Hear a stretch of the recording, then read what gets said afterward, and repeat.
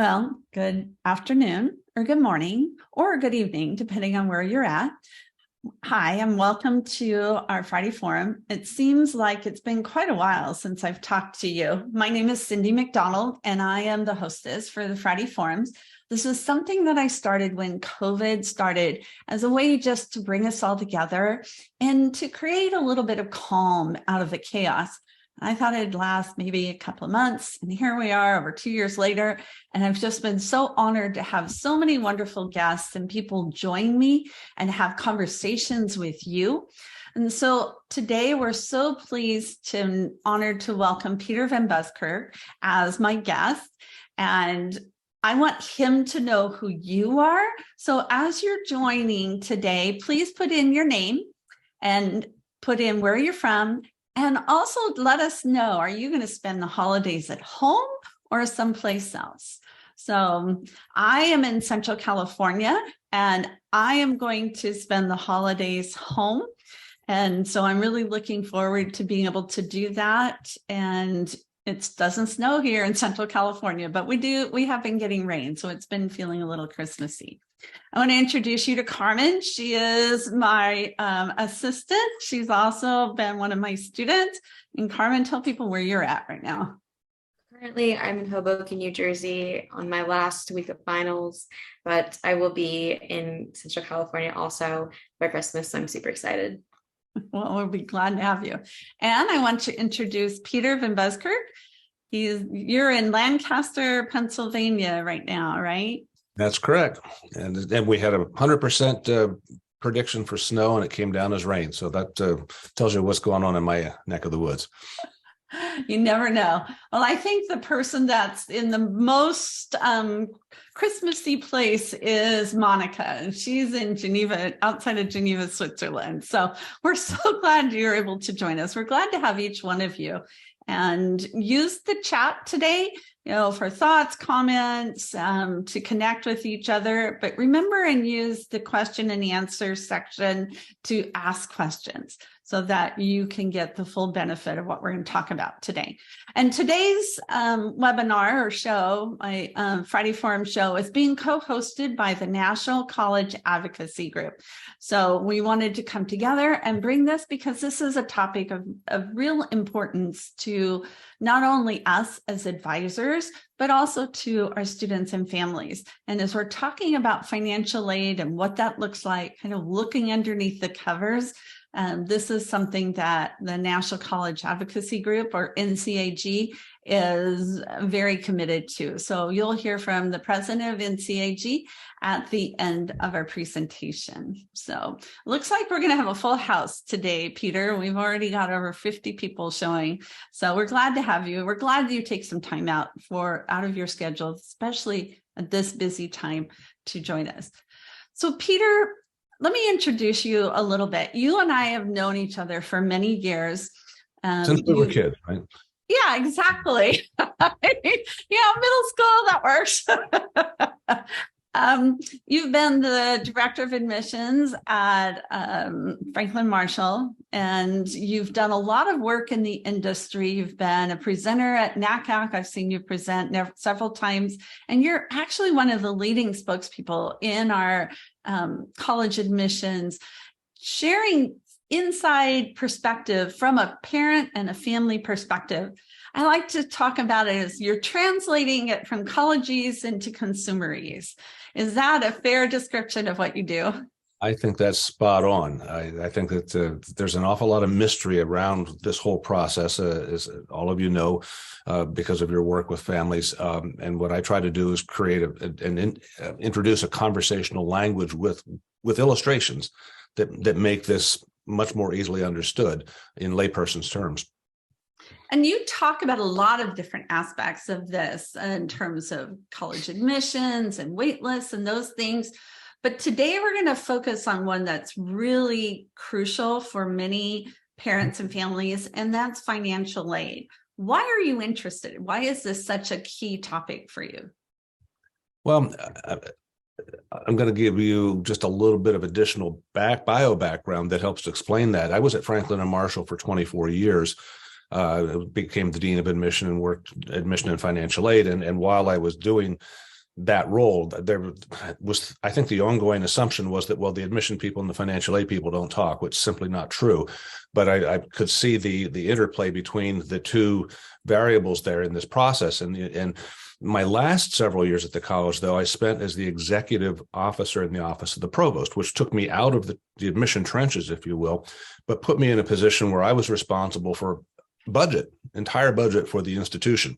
And it gave me greater insight into how even a small liberal arts college would rely on tuition revenues to float the budget, even at a school that has a substantial endowment.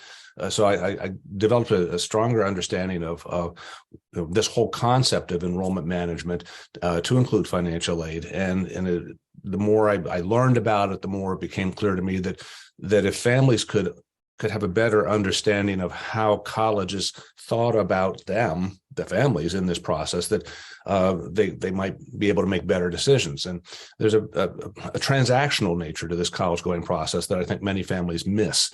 And that's what I hope to do is help you to see that transactional nature and to provide some insight so that families don't feel like they're being left out in the cold. As so many times, especially through the financial aid process, it can seem like this is a one-way conversation between the family and the college. It's coming from the college to the family, but it doesn't have to be so. And that's what we're going to hope to do today, is uncover some of that logic of the process that will help families make better decisions. Well, and I think that's important because then they know what questions to ask. Mm-hmm. And then they're not operating on a myths or misconceptions and assumptions that could be very off base. And knowing how this process operates then can help them be much more informed. But so let's show us some of the things that come into this about who gets financial aid, why, and what goes into it. Okay, we'll segue here into my slide deck. So pardon me for just a second as I get this up for you to see. I think that you asked the question correctly. What is financial aid, and who gets how much and why? But let's just pause for a second about what is financial aid. I can tell you what it isn't. Financial aid is not cash. It's not something tangible that a family can hold. And how often is it the case that you come across an excited family member who says, "Oh, we got in and we got money, we got scholarship, and it's like you bring in the truck to take away all the riches that we're getting from this college. You're not getting anything. What you're getting when you get a financial aid award letter, and this is important to understand, when you get a financial aid award letter, you're getting a notice from the institution that acknowledges that you are not able to pay the full amount of the fee for that institution. And in that letter, they're saying, okay, we know you can't afford to pay it all, so here are other sources of funding that you can tap into that will help you meet the total cost of attendance at the school. That's what financial aid is an attempt on the part of the institution to redirect families to other sources of funding that will help pay the bill, because the institutions need the money. They're businesses. Let's not be mistaken about that at all. They're businesses. They have to pay bills at the end of the year. So what we're going to take a look at here is sort of the logic behind the business, if you will. So I've indicated that financial aid is not cash that you get. I'd like to also introduce the financial aid officer as somebody you might regard as a broker.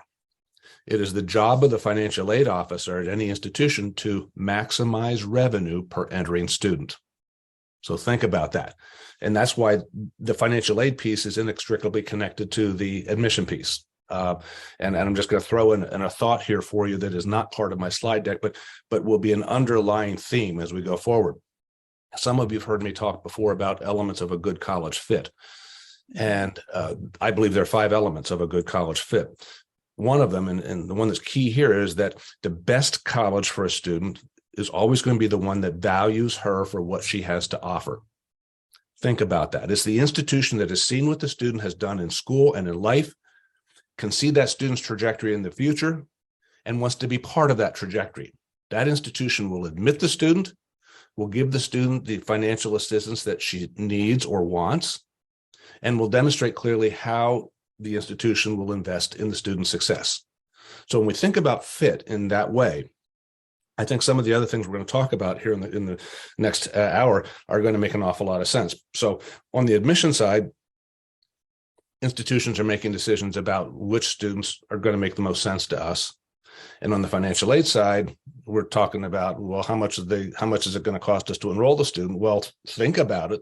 The connection is, if we're going to admit a student, the question will be in our minds, what's the ROI? If we admit the student, what is going to be our return on investment? So this is, again, sort of the underlying premise for what we're going to discuss in the next few slides.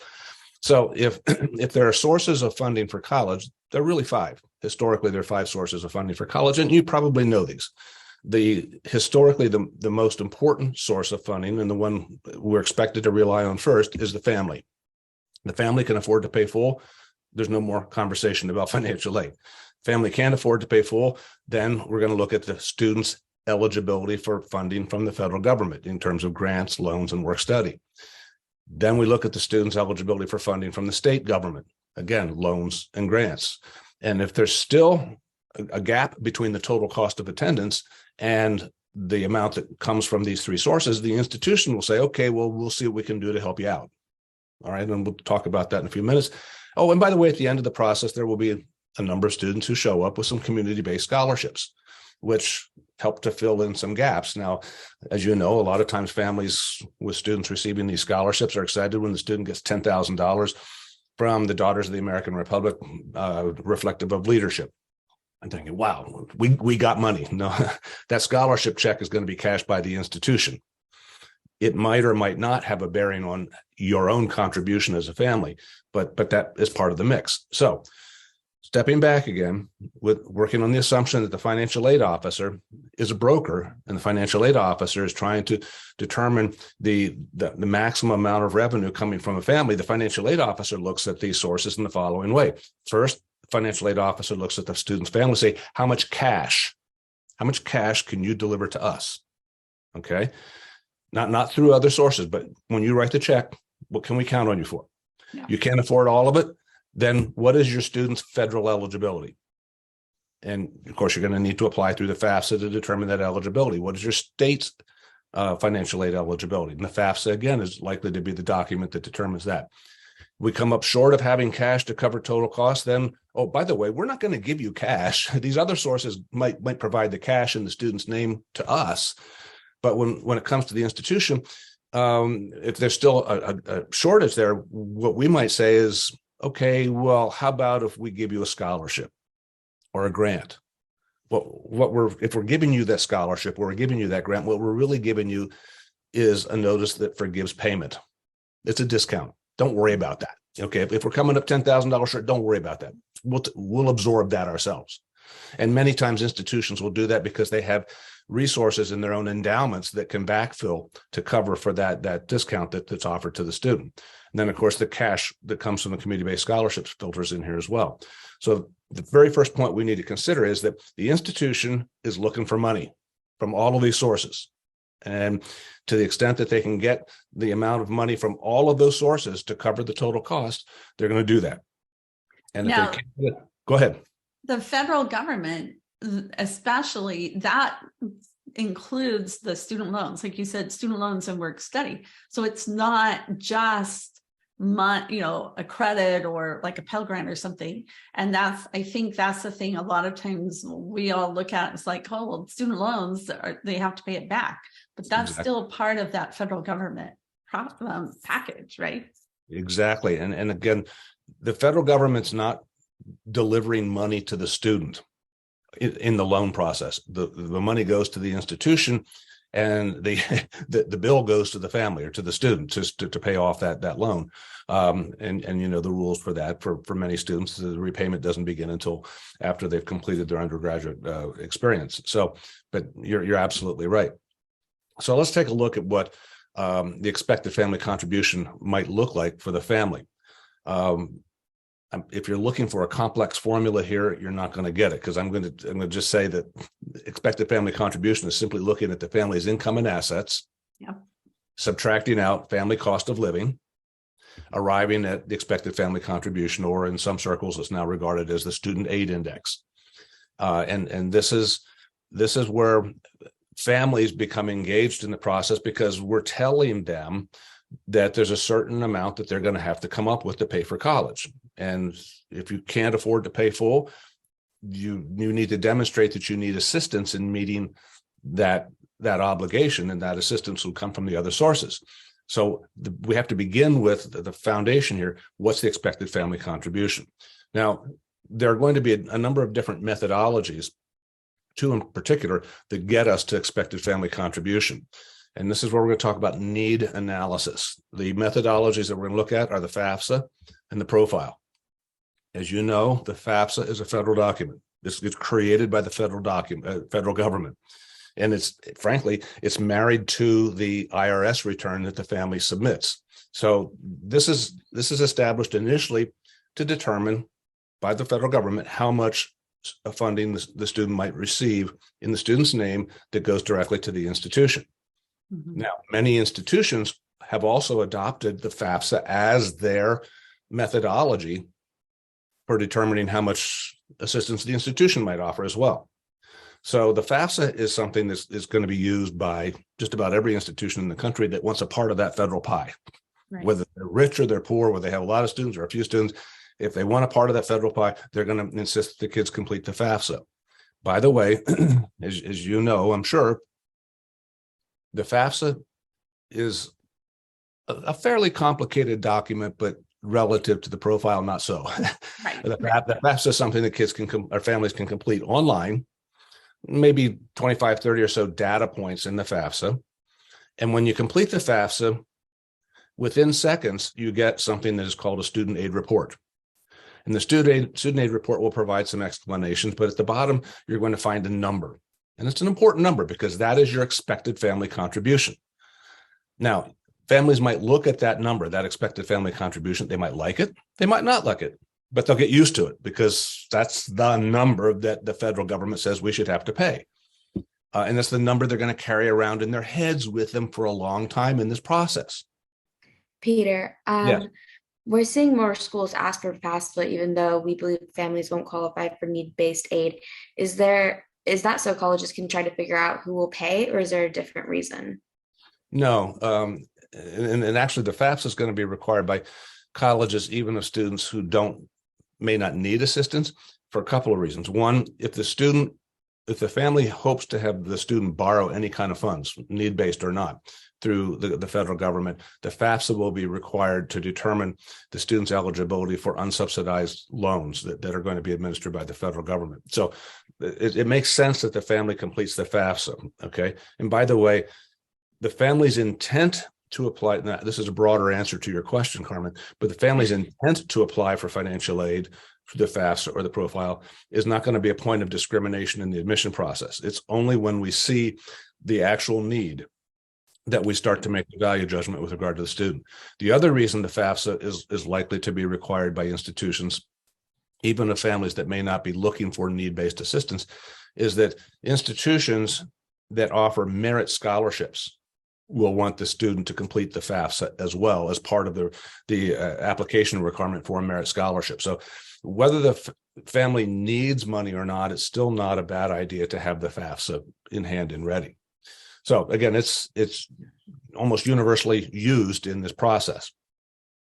Students applying to selective or highly selective private schools are probably going to find that they're required to complete the College Scholarship Service profile, another methodology used to determine the expected family contribution. The profile is a much more complex document with as many as, well, I've seen profile applications that have as many as 80 to 100 data points compared to the FAFSA at 25 to 30, much more granular.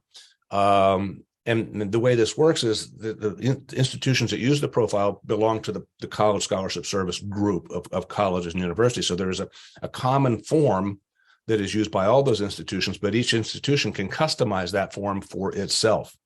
Right. So that's why it gets to be pretty complicated. So the family's going to sit down and work on this. Some families are going to hire accountants to work on this because it's like doing taxes all over again. At the end of the submission process for the profile, you get nothing. No idea what's out there. So it's not uncommon for families to complete the FAFSA and see the student aid report, see the number, the expected family contribution, then complete the profile and get nothing back and assume that the answer is going to be the same, because aren't these methodologies telling us the same thing? Well, sort of. The reality is that there can be a differential of as much as $10,000 to $15,000 in the need analysis between the FAFSA and the profile. And the problem is that if the family's carrying the FAFSA number in their head, and it turns out later after the student's admitted and gets a financial aid award that there's a different number presented showing the family's expected to contribute maybe $15,000 more than that number they had in their head, that's a big deal. It's a big deal. The problem here is there's no transparency on the profile. Right. And further, the problem is this. Those institutions that use the two of them will be looking at students to decide how they want to justify the awarding of financial aid, and they'll use the FAFSA or the profile. And here's an example. If your student has applied to an institution and that institution is regarded as a superstar candidate, one of the top, the institution in admitting and aiding the student would probably say, well, let's use the FAFSA to justify a more substantial financial aid award with scholarship and grant, et cetera. But we can use the FAFSA to justify more financial aid, a lower expected family contribution.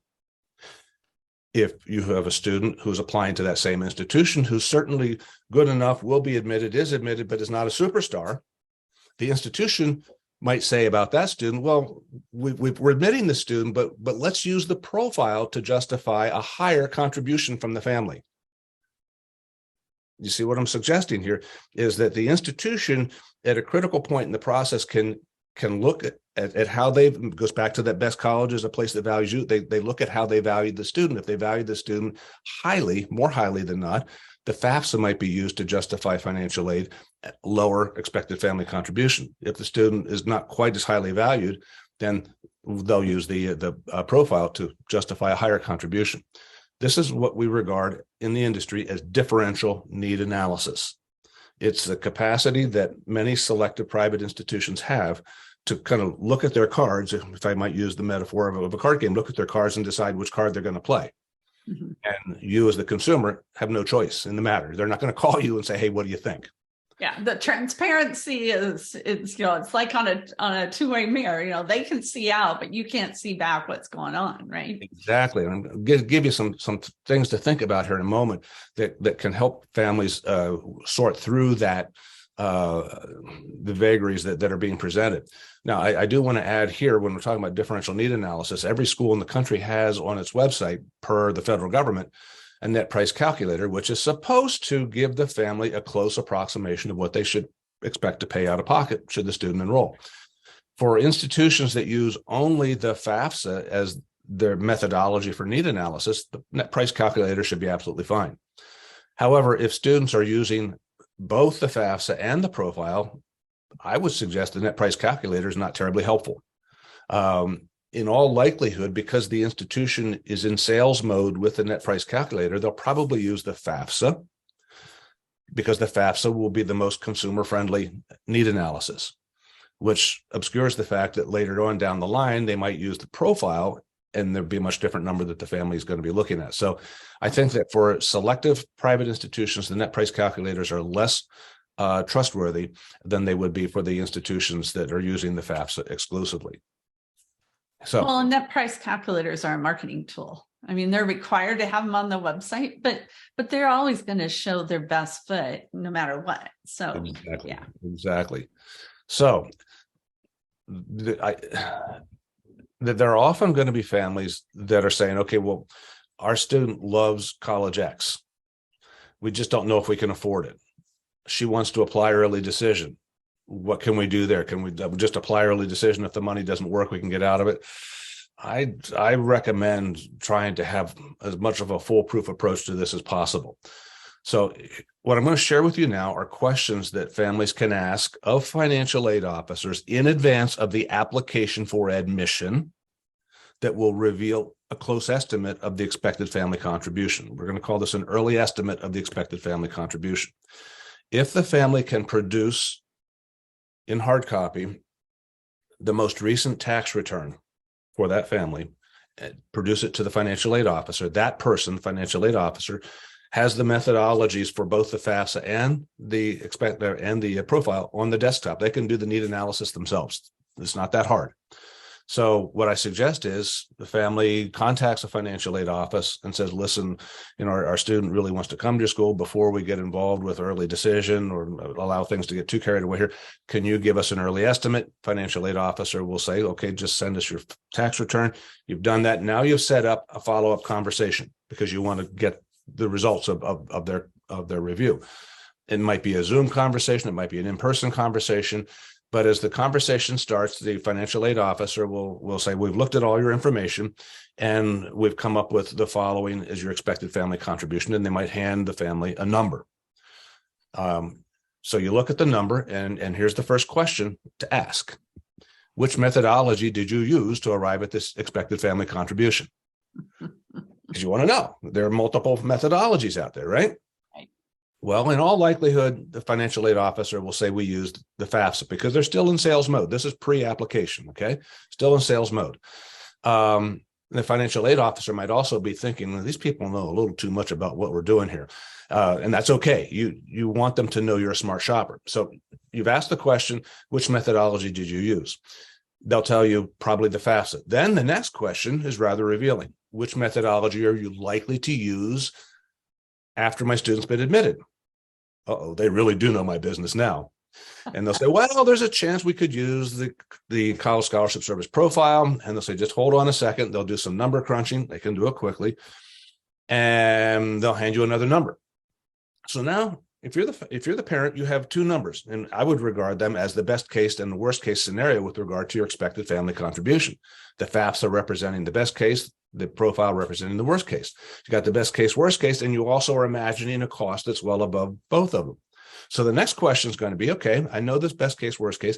What is going to be the total cost of attendance for my student's first year?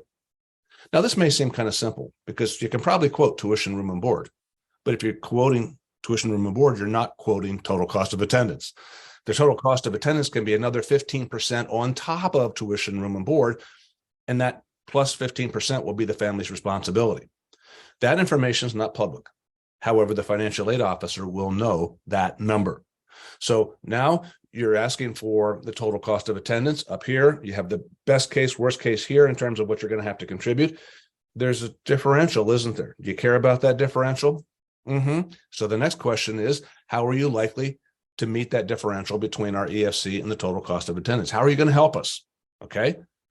Now, this is where financial aid officers might push back and say, we can't go there. We don't even know if you're going to be admitted. It's an interesting question. And this is where the family needs to remain calm, patient, and smile and say, I understand. But surely you have a template that you use to address situations like this. May I see it? You know what? They do have a template. It's going to basically look like a financial aid award letter that they can pull up that would look like that would have variables in it that would treat a student like the one that's in question here. They have it, and they are obligated to share that. All of this is discoverable information, and what the families don't know is if they don't ask, they're never going to see it. But if they ask, they have to see it. So when the family says, "May I see that template?" financial aid officer needs to produce it.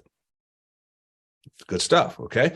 So now financial aid officer pulls out a template and the family's looking down over the template. They see scholarship, grant, loan, work study, loan. Do you care about loan? There probably will be, let's say, a guaranteed student loan, a Stafford loan, maybe $3,500 for the first year. And of course, the family might do the quick math in their head and they think times 4, that's $14,000 of borrowing for 4 years. Not too bad. Bad math. And the reason I say that is that the institution will be able to apply accelerators on student borrowing into years 2, 3, and 4, so that the student who borrows $3,500 in year 1 may be borrowing as much as $8,000 in years 3 and 4. So the total borrowing is something you want to get a handle on, which means you ask the question, what are the projected loan amounts for years 2, 3, and 4? Again, this is not public information, but if you ask, they can tell you. They know what their accelerators are. So you might find that they'll say, well, based on the information we have here, it's likely their student will have to borrow $28,000, $30,000 over 4 years, which again is not terrible. It's an amount that generally can be, serviced by a salary right out of college. But what you want to be sensitive to here is the indication that the borrowing might be at the level of $50,000, $75,000, $100,000 or more.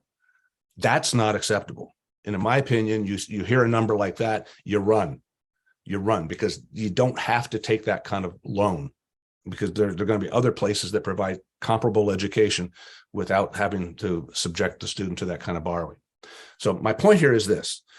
Once the families understand the notion of differential need analysis, once they understand that there is the potential for them to get information ahead of the process that will enable them to make good decisions about where the student might apply, this kind of conversation can take place. The best time for this conversation would be between middle of June at the end of the junior year and early October of the senior year, because that's when financial aid offices are generally at their slowest in terms of activity. They can accommodate these kinds of conversations. If you try to do this in November, December of the senior year, you're going to run into a big problem because they don't have time. Peter, Yes. I guess just to put some extra emphasis on, like, this is information that can be shared and calls that can happen. There's just a bit of skepticism, I guess, in the Q&A about that. Oh, yeah. This is all discoverable information. You understand what I mean? By that, I mean that the institution doesn't have any right to withhold this. And if there is an inquiry made about any part of this conversation, the institution is obligated to reveal that to the family. Okay. And then these inquiries, do they affect admission? Does the financial aid talk to admissions? I don't know. I don't know what the conversation will be. My own feeling about this, having been in that seat, is that when a family has that kind of knowledge about process, I have to respect that family as being a smart shopper. My other feeling about this, and this may seem too superficial, but if an institution's going to be discriminating based on the fact that families want good answers, I'm not sure I want my kid to go there, because this is the best time for the family to have that conversation. The closing point I'll have now, catch your thought then, Cyndy. If the family comes out of this conversation feeling happy with the numbers they've been given, pleased with the way they've been treated, now you feel confident moving forward. But if you come out of the conversation feeling like they haven't been totally forthcoming with me, I don't like the way I was treated, et cetera, get out of there, because it's not going to get better. It's not going to get better. So I'll pause. That's always been my approach. That goes back to what you mentioned earlier. And I wanted to point out and let people absorb what you said. It's like, even on the financial aid form, we always have this question of, should I put down whether I'm applying for financial aid or not? If you're going to apply for financial aid, you should put down you're applying for financial aid. If you're going to play the games, I'm not going to put it down and then I'm going to apply it later. What good does that do you? I've never understood that logic. But also, to your point, if the college wants to be a part and help, as you describe it, that student be part of their trajectory going forward, they do need to be transparent. And the fact that you are asking, I know for a lot of colleges, when we've talked with Christine Bowman at Southwestern, they have an appeal calculator, and they know the fact that a family is asking for an appeal increases the chances of them enrolling at that university. So the fact that a family is coming and asking these specific questions actually might increase the college's interest, because they're being deliberate. That's just, they're not a stealth application. This student is looking at this college in particular for particular reasons. So I like that you say that, because when I talk about the admission process, I talk about, for students, the importance of developing relationships with institutions, because at the end of the day, especially at selective institutions, there's a real interest in making sure that the students we admit are students who have a sense of the synergy that exists between us and the what the student needs and wants, what the sense of purpose is and what we have to offer. Well, that conversation is more evidence of that synergy coming to fruition, that the student's trying to figure some of these things out. So yeah, I know there's a natural skepticism about, if we're asking too many questions, won't that raise red flags? I don't think so. And I think you nailed it, Cyndy, in terms of it's a reinforcement of the fact that this family is serious about the place. Right. Right. They're deliberately selecting this college for specific reasons. So let's give them the information. We'll put a link in. One of the colleges that does early reads is the College of Worcester. And they've been doing this for many, many years. Kathy Finks talked about this when we did an interview with Ron Lieber. So I'll stick the link to that interview in the chat as well. Well, and Worcester clearly is a school that makes it well known that this is a feature of their recruitment process. Other schools have to do it too. Some do it because they want to, some do it because they have to do it. Just keep that in mind. So let's advance here to the next graphic that is one of my favorites. And I think this is going to really pull the curtain back on what goes on behind the closed doors of the admission process. This concept, the financial aid matrix, exists in practice right now on college and university campuses around the country. As soon as applications are received and processed at an institution and potentially read for potential decisions, this matrix becomes populated with the information about likely admits. Now let's take a look in the upper left corner to see the kind of information that can be collected here. And this is not exclusive. There's more information. On a given day at a given moment, we'll know the number of students in one of the cells. We'll know the projected yield on that cell from past year experiences. We'll know the average expected family contribution per that yield. We also collect academic information, the SAT, ACT profile, GPA. There's other demographic information that can be collected. And we'll also be able to look at net revenue for that cell in an instant. So if it's Friday afternoon at 2:00 and we want to know what that no need, high desirability category looks like for us right now, we can tell right now. So, and I apologize, I should have defined the matrix better. On the one axis, the horizontal axis, we keep track of students according to their demonstrated need. This is through the FAFSA or the profile. And on the vertical axis, we're keeping track of the student's desirability, which is a very subjective thing. It can be as simple as grades and scores, and it can be as simple as, we like you, so you're highly desirable. Okay, so institutions can tag students any way they want.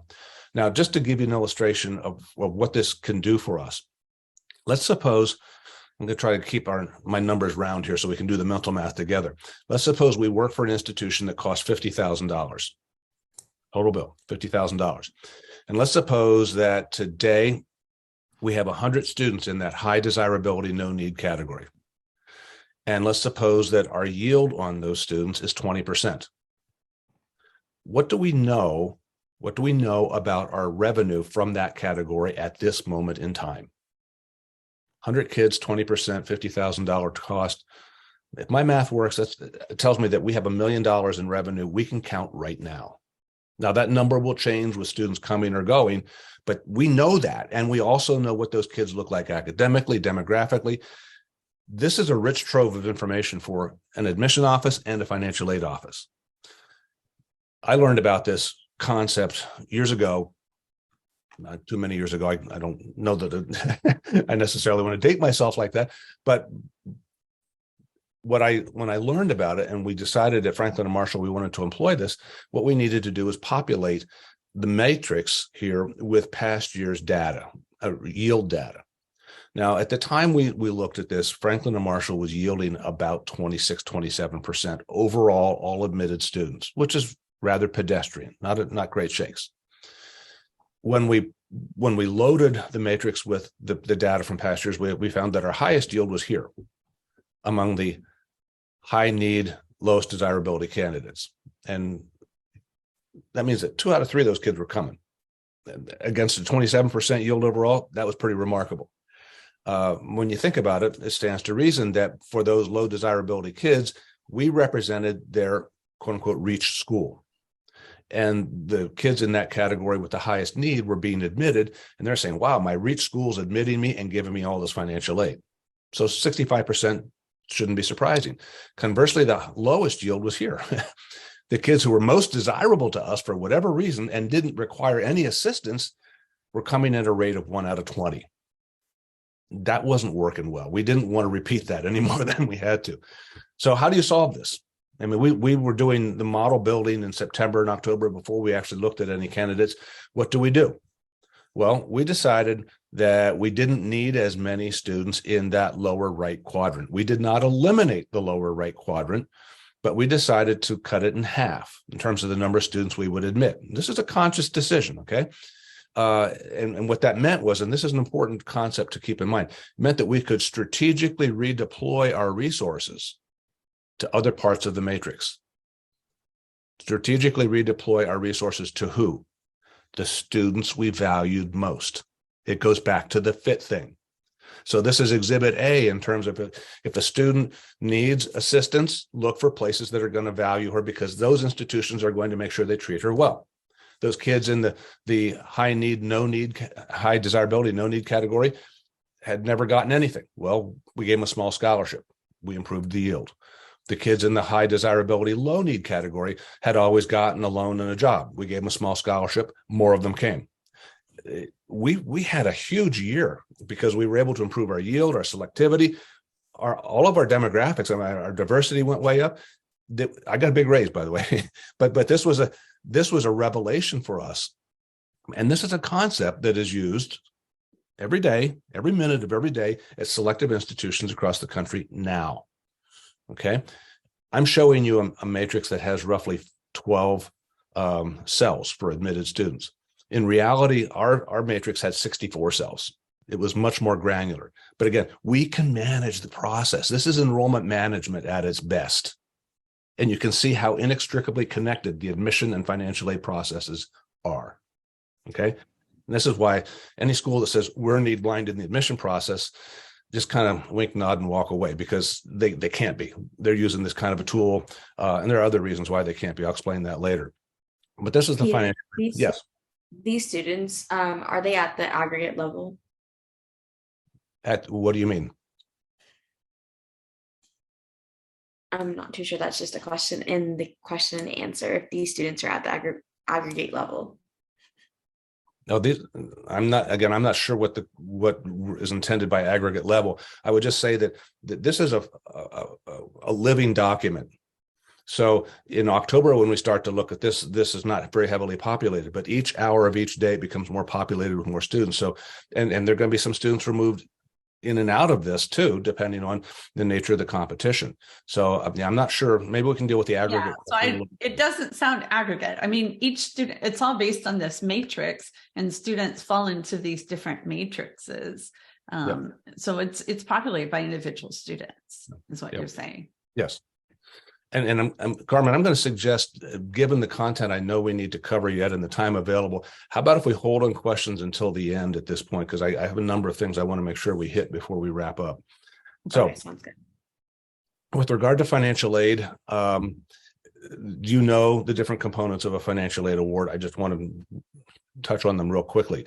Gift aid and self-help. Gift aid is always going to include scholarships and grants. A reminder, this is the discount part. This is the money that people don't have to pay, and they don't have to pay back. Okay. Remember, scholarships are rewarded in recognition of some performance criterion. The most popular, most famous scholarships in the country are NCAA Division I athletic scholarships. In other words, you come play for us, we're not going to send you a bill. You decide after you've been here for a year or so that you don't want to play anymore, we're going to send your parents a bill. Okay, the scholarship is going to be offered in recognition of some performance criterion. The grant will always be offered in recognition of the family's need. Okay, so how do you demonstrate need? You complete the FAFSA and or the profile that demonstrates you can afford to pay full. Quick point here. If the family has entered the institution and the student has received a grant and maybe a nice recognition scholarship in year one, but during the first year of college, the family wins the lottery. Okay, what happens? In year two, no grant because they don't need it anymore. Scholarship could remain because the scholarship is still recognizing the student's performance criteria. On the flip side, we have self-help, all pretty self-explanatory: student loans, parent loans, which are important, increasingly important these days, and campus work study. Now, I want to show how this can appear on financial aid award, not in the letter itself, but in terms of the distribution in a financial aid award letter. Concept we're considering here is preferential packaging, and you'll understand the term or the phrase as we go through this. But let's imagine that at our institution, we have 3 students that we're going to admit and aid, student A, B, and C. We're working from the bottom of each bar graph up. Let's assume that the expected family contribution, the EFC, is the same for each one, $15,000. Let's assume that the self-help component, that would be the work study and the loan, is the same also. $1,500 in work study, $3,500 in guaranteed student loan. So to that point, working up from the bottom, all 3 are being treated the same. Student A is going to get a grant or gift aid of $30,000. Student B is getting $20,000 in gift aid with an additional parent loan of $10,000. Student C gets a very nice letter that says, congratulations, you're a presidential scholar. We're going to give you $15,000. And then there's the work study, the guaranteed student loan, and so on. And at the end of the day, the family doesn't realize until they do the math that there's $15,000 missing. That family's been gapped. Which of these students at our institution is valued most based on how we've treated that student with financial aid? I would say it's student A. Student A is getting the greatest forgiveness of payment of the 3. Student B is getting a nice forgiveness of payment, but there's also a recognition in there that the family is going to be responsible for another $10,000 on top of their EFC of 15. Student C is getting nice recognition with the presidential scholarship, but the family is going to have to come up with another $15,000 on top of their EFC of 15. What I want you to see is this. There's a direct correlation between these 3 students and the vertical lines, the horizontal lines on our matrix earlier. Student A is going to be the top line student, the most highly desired student in our matrix. Student B is going to be the middle line. Student C is going to be the lower line. Again, further evidence that if a student needs assistance or wants assistance in the college admission process, they need to be targeted institutions where they're more likely to be in the top line of that matrix in order to get top line treatment. Now, let's watch the screen carefully because I'm going to change just a couple of little letters. Instead of students A, B, and C, we now have colleges A, B, and C. So let's suppose we have one student applying to 3 schools and has been treated by college A and college B and college C differently. Which of these schools values the student most? Student A provides the greatest level of forgiveness of payment. Again, this is these 3 schools might be very similar schools, might be competitors of each other. My point is that the family doesn't have to end up borrowing a ton of money at B or C when college A is going to treat the student really well. But this is preferential packaging. So at the beginning, we had differential need analysis, which enables the institution to justify a financial aid assessment according to the desirability of the student. And now we have preferential packaging at the back end of the process that allows the institution to justify financial aid packaging according to the desirability of the student. But the desirability of the student is what's common in all considerations here. So now this is a graphic that is not designed to make you go blind. But a few years ago, I had an opportunity to meet a young man from South New Jersey who was a first generation to college student. He was sort of Mr. Everything at his school, an athlete, musician, student government, top of the class. His dad was the custodian for the school. So he was first gen to college, and the FAFSA expected family contribution was $5,000. By the time I met the kid, he'd already applied to 19 schools, which in my opinion was 10 too many. Good for him. He was admitted to 16 by the time we had the conversation. In fact, he had received financial aid award letters from 10 of the 16 already. And that's why he wanted to talk to me, because the family didn't know what to make of all these financial aid awards. They thought they should be saying the same things, but as you know, they didn't. So they gave me the hard copies of all the financial aid award letters. 5 of them are represented in this graphic. 5 of them, these are real numbers for real institutions. And I decided to put this worksheet together to help them do some apples to apples comparison. So real quickly, what we've done here, working from the top down, the first blue section is looking at all educational costs for the first year. Some schools will itemize it fully, others don't at all, but we got total cost. Second section, the first orange section, is looking at financial aid gift components. This will be the scholarship grant component. And this is taken directly from the financial aid award letter. The third section, self-help, is also taken from the financial aid award letter, looking at loans and work study from all sources. The important sections are at the bottom, lines 3, 4, and 5. Line 3 is summarizing the total financial aid. So let's look at College A. College A had a total cost of $52,694. Family looked at the financial aid award and they saw $48,670 total financial aid. And they were pretty excited because they thought, we only thought we'd have to pay $5,000, but this means we paid less than $4,000. And they're pretty stoked about that.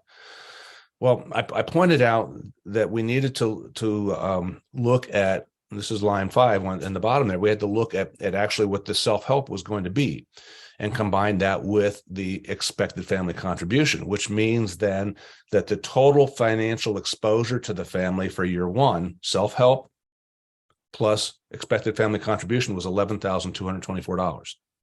Money to be borrowed by the student, by the family, whatever. And again, that's not terrible, but it's just putting into perspective that financial aid award. Look at College B. College B is a famous East Coast institution that will remain nameless. Okay.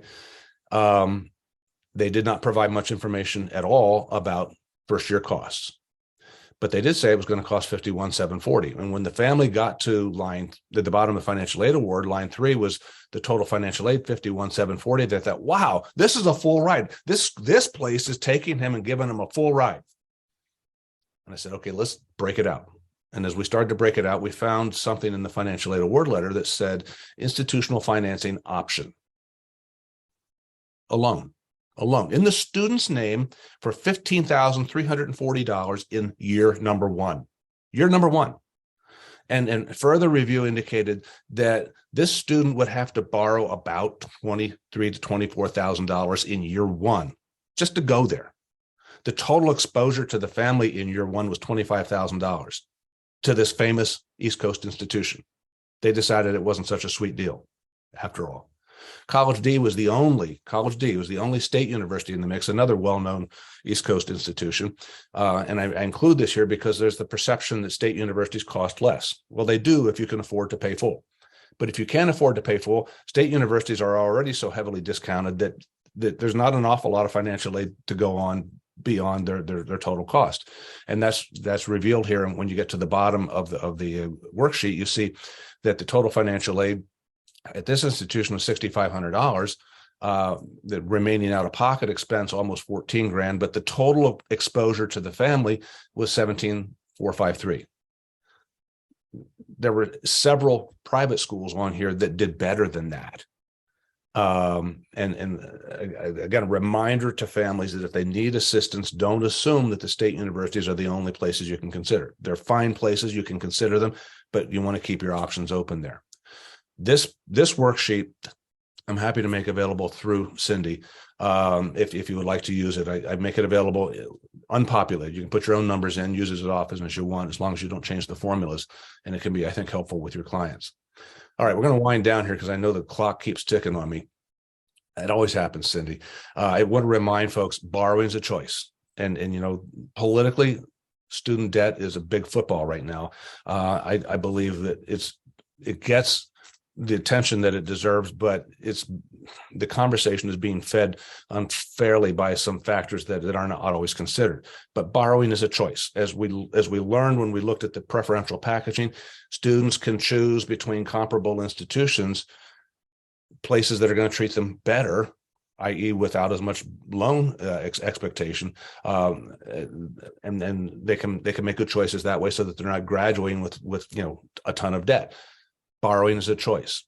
4 reasons that the student borrowing gets out of control. Number one is the choice of the college, and that's pretty much what we've been talking about. They assume that, it's so much more important for us to go to an Ivy League institution. We'll do what it takes to get to that Ivy League institution, whereas another institution, frankly, of comparable value, may not be an Ivy League institution, is prepared to treat the student differently and provide better support. Comparison shop is very important. Another reason student borrowing gets out of control, failure to meet the performance criteria and renewal of scholarships. Now, this is something that shouldn't be too far off your radar, because you will have kids who get scholarships to attend particular institutions. And many of the scholarships will have the not so fine print that says this is contingent upon your successful completion of the first year with a 3.5 GPA. And kids say, I can do that. And then they come home at the end of the first year with a 3.2. And the institution says, well, you know what? You got this with the expectation of a 3.5. You didn't get it. So sorry, it's not that $20,000 isn't there anymore. Well, what's going to replace it? A loan. And this is where the loans start to pile up when kids fail to meet the criterion of performance criterion of scholarships. Delays. This is another biggie. Delay in submitting renewal applications. When first year families submit the FAFSA or the profile, it's mom and dad completing the forms. It's submitted. You get the feedback. You know what the financial aid will be. The renewal forms for year 2 will not be sent to mom and dad. They'll be sent to the student. Yep.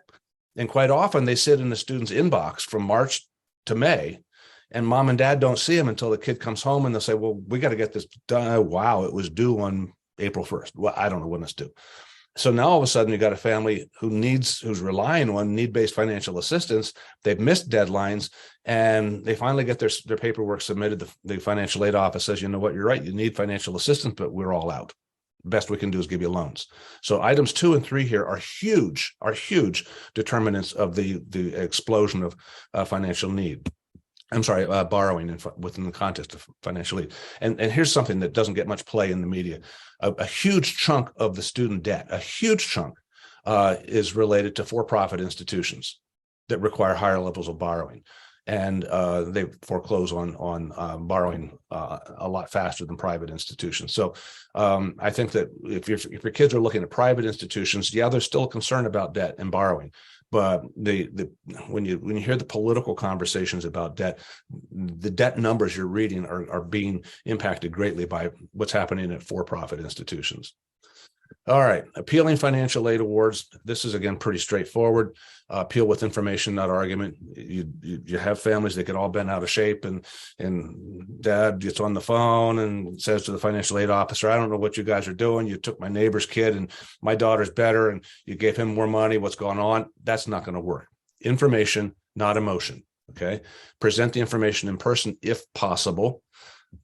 Don't wait to make the appeal. A lot of people are intimidated by this process. They don't feel like they know how to talk with financial aid officers, so they just choose not to until it's too late. Finally, somebody goads them into making an appeal, and they make the appeal, and the financial aid officer says, you know what, you're right. We should make this change, but we don't have additional financial aid to give you now. They need to act on the appeal immediately, not later. And one of the best things you can do is show competitors financial aid awards. If the student is looking at college A and college B, college A is the strong preference, but college B, a competitor, provides a better financial aid award. Show college A the college B financial aid award, and say, can we level the playing field here? And quite often they will. Myths about financial aid. Number one, you'll hear a lot of institutions saying with confidence that we meet 100% of the full and demonstrated need of every admitted candidate. This is very nice. It's marketing. It's not possible. When you break down that statement, what they're saying is that for every student that we've admitted, we have 100% agreement with each family in terms of how we have met their need. They don't consult with families about this.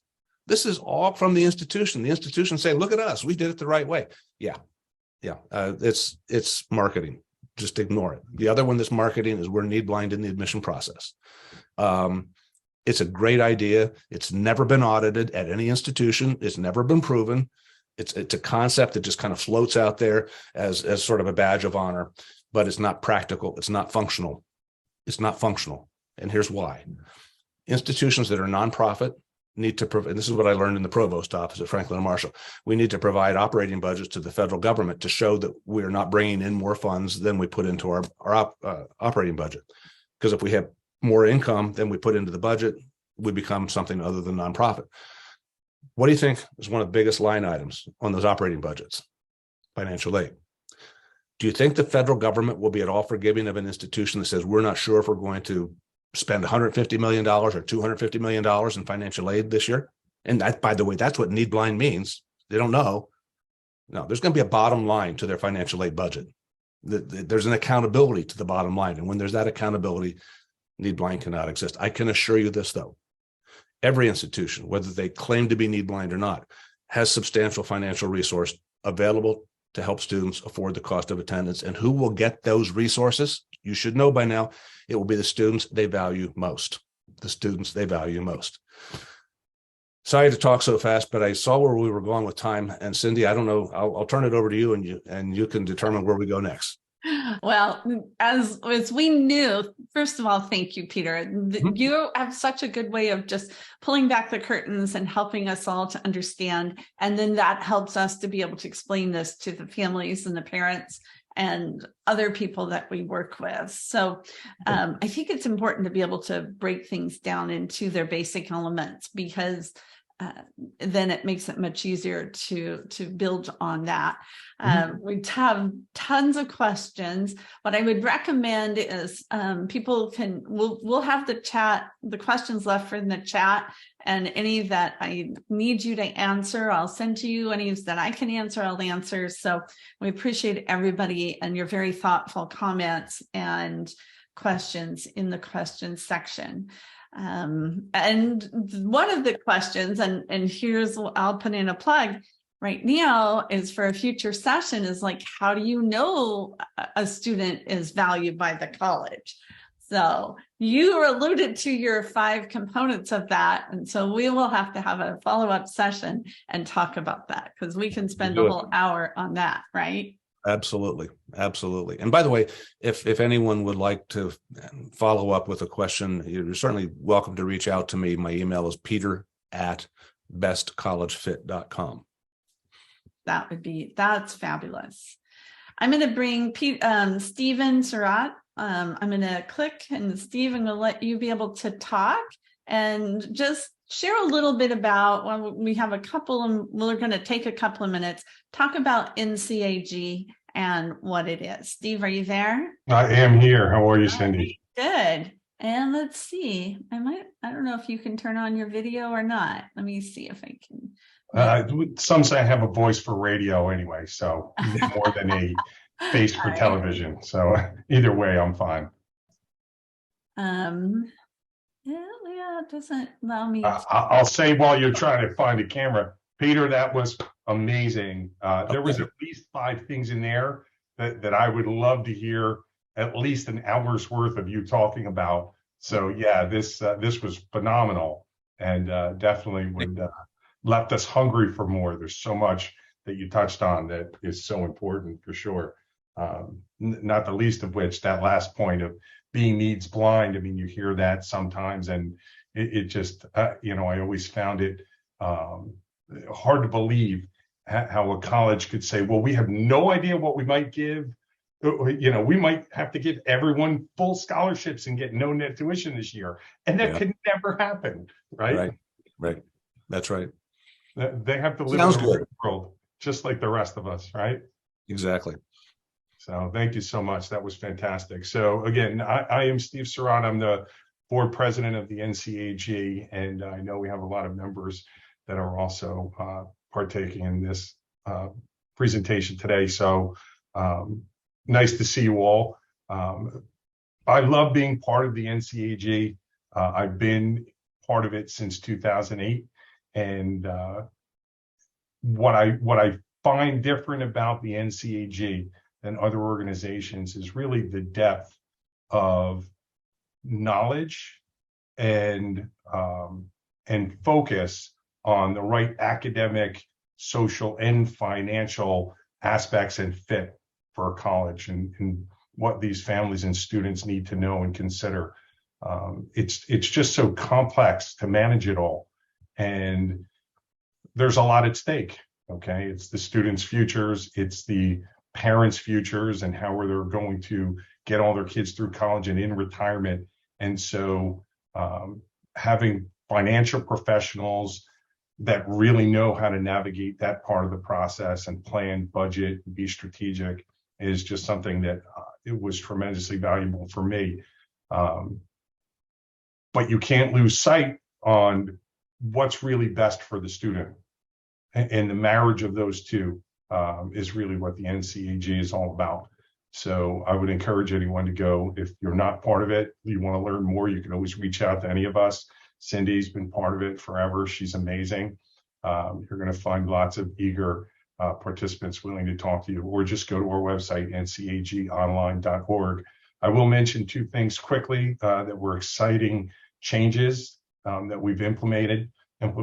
One is we have something called the CCA, Certified College Advisor designation within the NCAG, which is a way to really show that you have a foundational understanding of all the aspects of the academic, social, and financial perspectives of college. And that was something that we've had for a while. That was something that you can enroll in and pay for. Well, we actually made it a member benefit.